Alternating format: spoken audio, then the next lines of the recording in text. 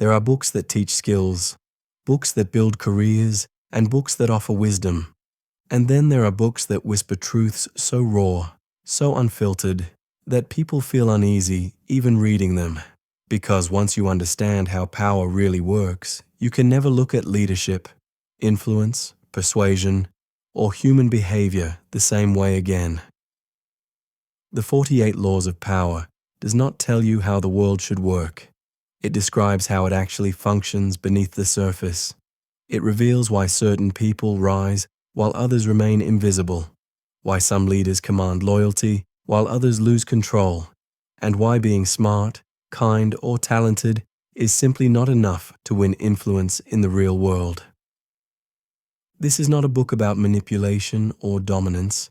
It is a book about architecture, the architecture of human behavior, strategy, and psychological leverage, and how some people quietly use it to shape outcomes, conversations, and even history. Most people assume that success naturally comes to those who are good, hardworking, and honest. Suppose you do your job well, support others, help your team, and stay loyal. Surely that should lead to recognition, right? But reality often proves otherwise. You have seen people with less talent rise faster. You've seen leaders make decisions based not on merit, but on perception. You've watched influence grow not from truth, but from narrative, timing, and presence. And that's where Robert Greene's message begins. Power does not just belong to the skilled. It belongs to those who understand people. It belongs to those who recognize patterns. The hidden patterns in ambition, insecurity, admiration, fear, and loyalty. The 48 Laws of Power are not rules to manipulate others, but a lens to understand how power operates, both ethically and strategically. Power is never given. It is recognized, claimed, and protected. Most people believe power is something others grant you, a promotion, a title, a position, a badge. But Greene tells us something very different. Power is never truly given. It is taken, recognized, and maintained through presence, clarity, and strategy. Many people work hard but remain unseen. They offer value but struggle to gain authority. Not because they are unworthy, but because they assume that being good is enough to be noticed. Law 1 reveals a harsh truth. If you do not claim your position, someone else will define it for you. Imagine two individuals entering a new workspace. One introduces himself firmly, engages confidently, and establishes presence from day one. The other is polite, quiet, competent, and hopes his work will eventually speak for itself. Weeks later, the first person is seen as assertive, insightful, maybe even leadership material. The second is seen as helpful, reliable, but replaceable. The difference is not skill. It is perceived authority. And perceived authority is the first layer of real power. Greene's first law, never outshine the master, isn't about hiding your capabilities. It's about presenting them strategically. It warns that being too brilliant too quickly can trigger insecurity in those above you, causing silent resistance. But it also teaches that shrinking yourself to appear harmless leads to invisibility. The power, therefore, lies not in hiding or shining, but in timing, positioning, and selective brilliance. Power grows when you balance confidence with restraint, when you understand who needs to feel secure, when you realize that perception is not a byproduct of authority, it is the starting point.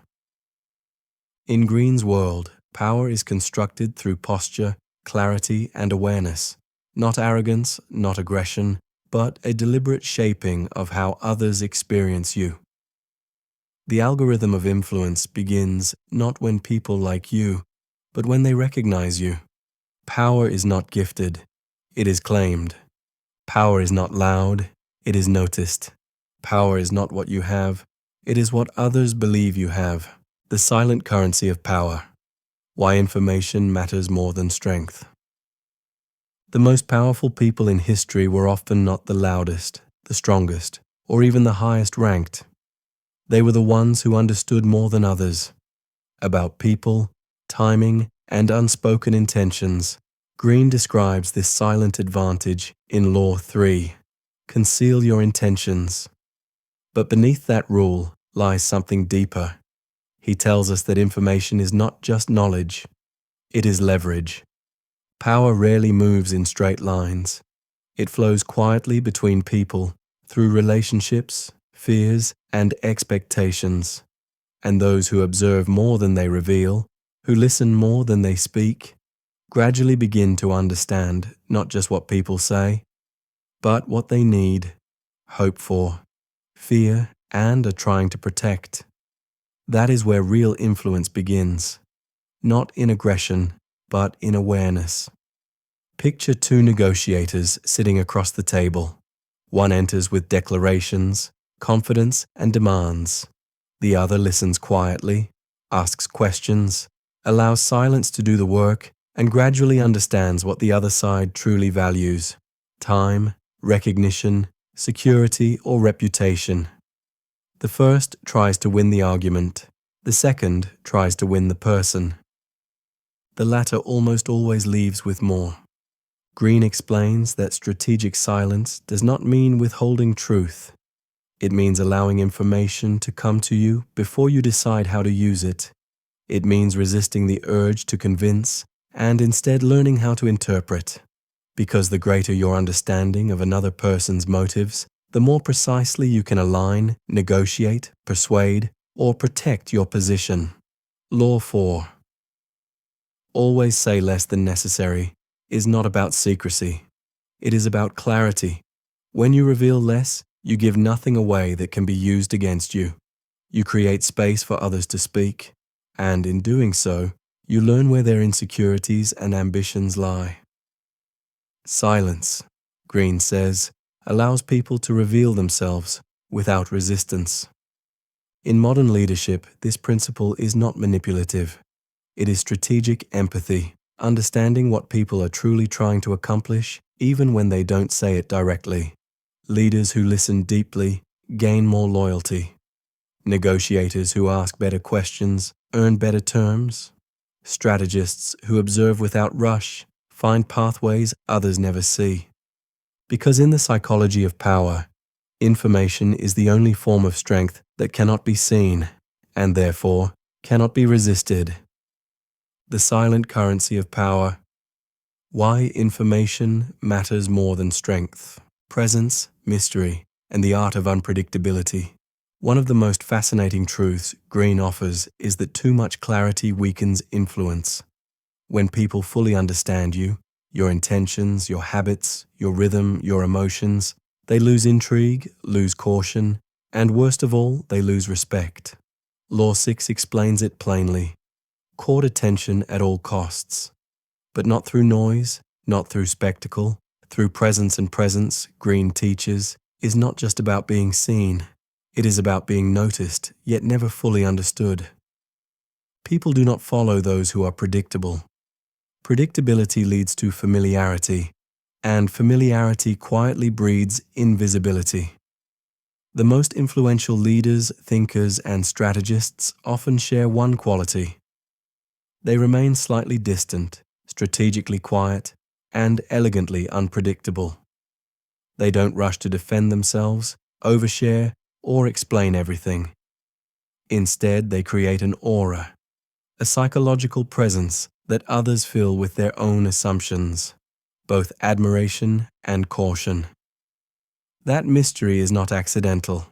It is strategic. Imagine two types of leaders in the same room. One tries hard to connect, to convince, to explain everything, hoping to be liked and understood. The other listens more than he speaks, chooses words carefully, reveals no emotion too easily, and only speaks when the room naturally turns toward him. The first leader wins attention occasionally. The second holds attention effortlessly. Green reminds us that mystery does not mean distance. It means measured visibility. You show presence, but you do not expose predictability. You reveal competence, But you do not reveal desperation. You show strength, but never all your strategies. Law 17 calls this the creation of magnetism, the subtle power of being both available and untouchable. This principle lives everywhere, in negotiation, in leadership, in dating, in branding, in public speaking, even in YouTube. When a piece of content explains everything, it ends. But when it reveals truth in layers, it invites return, invites rewatch, invites curiosity. Mystery does not hide power.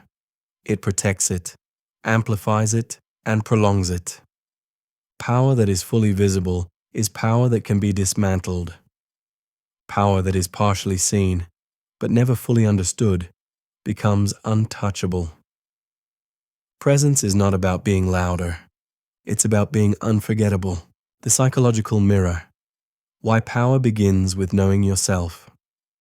Power often appears as something external, something you acquire, protect, or project. But Green hints at something deeper, something many miss when reading the 48 Laws of Power.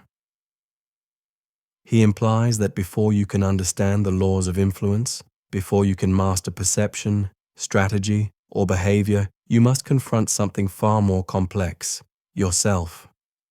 Power, he suggests, is not only about how others see you, it is about how you see yourself, your deepest patterns, your insecurities, your emotional triggers, and most importantly, your predictable reactions. Because while strategy helps you influence others, self-awareness protects you from being influenced. Green explains that the most dangerous weakness is not external opposition, it is internal blindness. The moment you feel threatened, insulted, overlooked, or underestimated, your emotions create openings, gaps in judgment, slips in discipline, reactions that others can anticipate and exploit. In that moment, you are no longer strategic. You are simply emotional. And emotional responses rarely serve power. They serve those who understand how to provoke them. Imagine a negotiation where one person tries to pressure you, not with logic, but with subtle disrespect. If that triggers an emotional need to prove yourself, you have already lost ground, because now you are negotiating from ego, not intention. That is why Green highlights restraint, distance, and emotional neutrality as silent strengths. They are not signs of weakness, they are signs of internal control. One of his most profound ideas is that power is less about controlling others and more about not being controlled by your own reactions. When you can respond without reacting, when you can observe rather than defend, when you can sense manipulation before it influences you, you are no longer just playing the game. You are reading it. True power, Green suggests, is not performance. It is poise. Not dominance, but discipline. Not aggression, but anchored awareness. Because the person who understands others may have influence, but the one who understands himself cannot be overthrown. Power is not a weapon. It is not a title, not a crown, and not a spotlight. It is the quiet ability to guide outcomes without shouting, to shape decisions without demanding, to hold presence without seeking attention. Real power is not about domination, but about perception. Not about control, but about understanding human nature so deeply that control becomes unnecessary. The 48 Laws of Power do not teach force. They do not teach manipulation. They teach awareness. They reveal how loyalty is built, how influence is protected, and how true authority lives not in force, but in quiet certainty. Because when you truly understand how people think and behave, you no longer need to push, you no longer need to chase. You simply position yourself and the room adjusts. But somewhere between strategy and self-awareness, somewhere between influence and identity, a deeper question begins to whisper, gently but persistently. Is power something we use, or is it something that eventually uses us? And perhaps that is the most important law of all.